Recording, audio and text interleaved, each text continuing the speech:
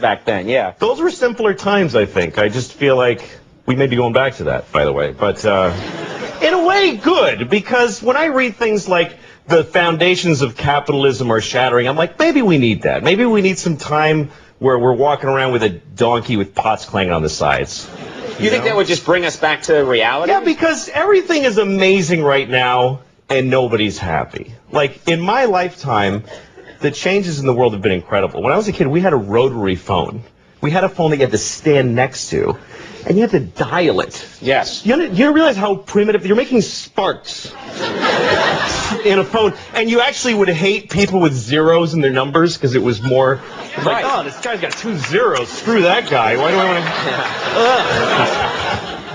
to? And then if they called and you weren't home, the phone would just ring lonely by itself.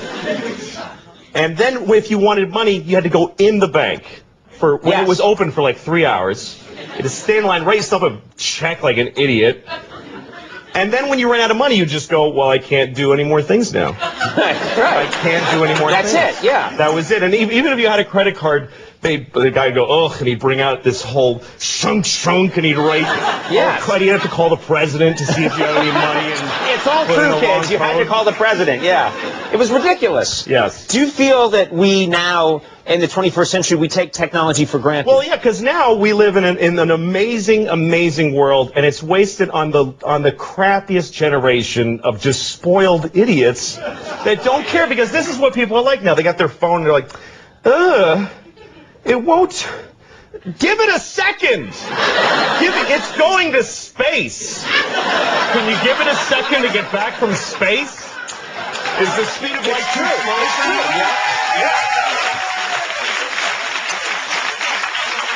I was on an airplane, and there was internet, high-speed internet on the airplane. That's the newest thing that I know exists. And I'm sitting on the plane, and they go, open up your laptop. You can go on the internet. And it's fast, and I'm watching YouTube clips. I'm in an airplane. And then it breaks down. And they apologize. The internet's not working. The guy next to me goes, this is bull.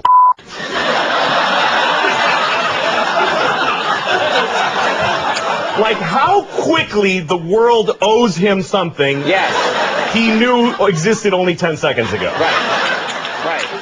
And on planes,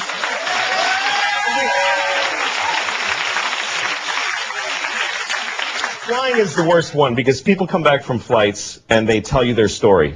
And it's like a horror story. They act like their flight was like a cattle car in the 40s in Germany. That's how bad they make it sound. Right. They're like, it was the worst day of my life.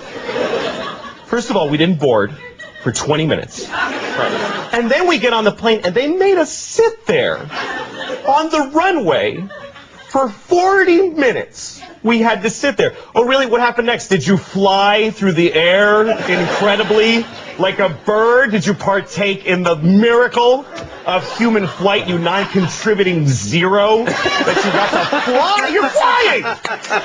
It's amazing. Everybody on every plane should just constantly be going, oh my God! Wow! Yes! You're flying. You're sitting in a chair in the sky. Yes. Yeah.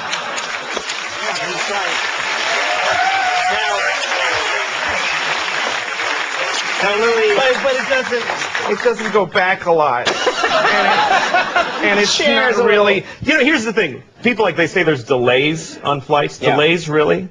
New York to California in 5 hours. That used to take 30 years to do that, and a bunch of you would die on the way there and have a baby. You'd be a whole different group of people by the time you got there. Now you watch a movie and you take a dump in your home. Yeah. Well, nicer way to say it than that, but yeah.